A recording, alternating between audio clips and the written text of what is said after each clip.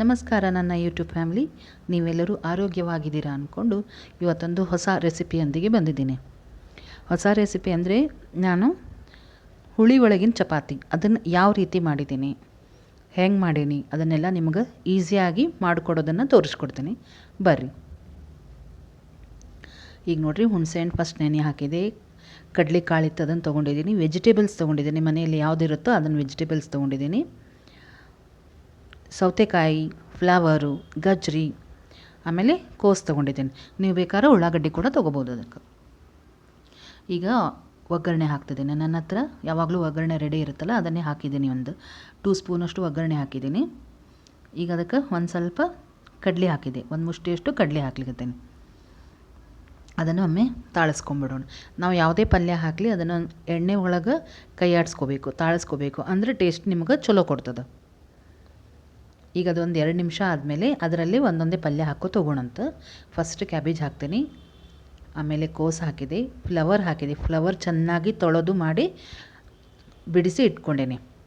ಆಮೇಲೆ ಸೌತೆಕಾಯಿ ಹಾಕ್ಲಿಕ್ಕತ್ತೇನೆ. ನೀವು ಉಳ್ಳಾಗಡ್ಡಿ ಹಾಕಿದ್ರೆ ಸೌತೆಕಾಯಿ ಹಾಕ್ಲಿಕ್ಕೆ ಹೋಗಬೇಡ್ರಿ.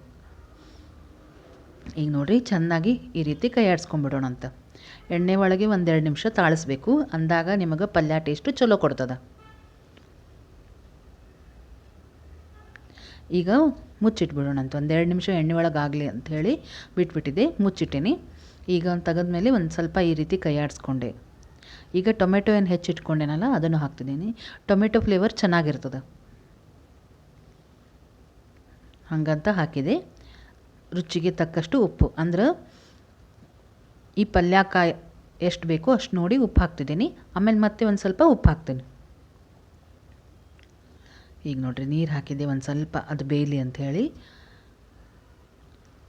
ಆ ಹೋಳುಗಳೆಲ್ಲ ಒಂದು ಸ್ವಲ್ಪ ಮೀಡಿಯಮ್ ಸೈಜ್ ಹೆಚ್ಚಿಟ್ಕೊಂಡಿವಲ್ಲ, ಅವು ಬೇಯಬೇಕು.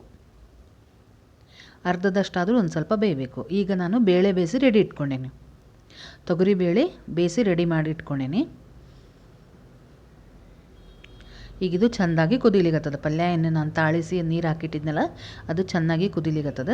ಅರ್ಧ ಬೆಂದದೆಲ್ಲ ನೋಡ್ಲಿರ್ತೀನಿ, ಪೂರ ಏನು ಬೇಯಿಸ್ಕೋಬೇಡ್ರಿ, ಯಾಕಂದ್ರೆ ಮುಂದೆ ಮತ್ತೆ ಕುದಿಸೋದಿರ್ತದೆ. ಹಾಗಾಗಿ ಅರ್ಧ ಬೆಂದರೂ ಸಾಕು ನಮಗೆ. ಈಗ ಇದೇನು ಬೇಳೆ ಬೇಯಿಸಿದ್ನಲ್ಲ ಅದನ್ನು ಕೂಡ ಹಾಕ್ಲಿಕತ್ತೀನಿ ಅದ್ರೊಳಗೆ. ಈಗ ನಿಮ್ಮ ಮನೆ ಒಳಗೆ ಚಪಾತಿ ಮಾಡಿದ್ದು ಉಳಿದಿರ್ತದೆ, ಮತ್ತು ಅದೇ ಚಪಾತಿ ತಿನ್ಲಿಕ್ಕೆ ಬೇಡ ಅಂತಿರ್ತಾರಲ್ಲ, ಆ ಟೈಮ್ನಲ್ಲಿ ನೀವು ಈ ರೀತಿ ಮಾಡ್ಕೊಂಡು ತಿನ್ಬೋದು, ಸೂಪರಾಗಿರ್ತದೆ. ಈಗ ನೋಡಿರಿ, ಹುಣಸೆಹಣ್ಣಿನ ರಸ ಹಾಕಿದೆ, ಹಿಂಗೆ ಹಾಕಿದೆ, ಮಸಾಲೆ ಪುಡಿ, ಖಾರ ಪುಡಿ, ಅರಿಶಿನ ಪುಡಿ ಅದನ್ನು ಹಾಕ್ಲಿಕತ್ತೀನಿ. ಫಸ್ಟ್ ಈಗ ಹುಳಿ ಥರ ಮಾಡ್ಕೊಂಬಿಡೋಣಂತ. ಇದಕ್ಕೆ ನಾನು ಇಂಗು, ಖಾರ ಪುಡಿ, ಮಸಾಲೆ ಪುಡಿ, ಒಂದು ಸ್ವಲ್ಪ ಅರಿಶಿನ ಹಾಕಿದ್ದೀನಿ. ಕಲರ್ ಚೆನ್ನಾಗಿ ಬರ್ತದೆ, ಟೇಸ್ಟು ಕೂಡ ಚೆನ್ನಾಗಿ ಆಗ್ತದಂತ. ಈಗ ಉಳ್ಳಾಗಡ್ಡಿ ಬೆಳ್ಳುಳ್ಳಿ ಇಲ್ಲ ಅಂತಂದ್ರೆ ಹಿಂಗೆ ಒಂದು ಸ್ವಲ್ಪ ಫ್ಲೇವರ್ ಮುಂದಿಡಬೇಕು, ಆವಾಗ ನಿಮ್ದು ಅಡುಗೆ ಟೇಸ್ಟಿ ಆಗ್ತದೆ. ಈಗ ಮತ್ತೆ ಒಂದು ಸ್ವಲ್ಪ ಉಪ್ಪು ಹಾಕಿದೆ ನೋಡಿರಿ. ಕೊತ್ತಂಬರಿ ಪೇಸ್ಟ್ ಹಾಕ್ಲಿಕತ್ತೇನೆ. ಕರಿಬೇವು ಒಗ್ಗರಣೆ ಒಳಗೆ ಇತ್ತು, ಕೊತ್ತಂಬರಿ ಪೇಸ್ಟ್ ಕೂಡ ಹಾಕಿದೆ ನಾನು. ಈಗ ನೋಡಿರಿ, ಚಪಾತಿ ಅದ ಅಂತ ಹೇಳಿದ್ದೆನಲ್ಲ, ಮಾಡಿಟ್ಟು ಚಪಾತಿ ಇತ್ತು, ಅದನ್ನು ಈ ರೀತಿ ಮುರ್ಕೊಳಿಗತ್ತೇನೆ. ಸೂಪರಾಗಿರ್ತದೆ, ಇದನ್ನು ನೀವು ಮಾಡಿ ನೋಡಿರಿ. ಈಗ ಒಮ್ಮೆ ತಿಂದ ಮೇಲೆ ಚಪಾತಿ ಮತ್ತು ಇನ್ನೊಮ್ಮೆ ತಿನ್ಲಿಕ್ಕೆ ಬೇಜಾರಾದಾಗ ನೀವು ಈ ರೀತಿ ಮಾಡ್ಕೋಬೋದು.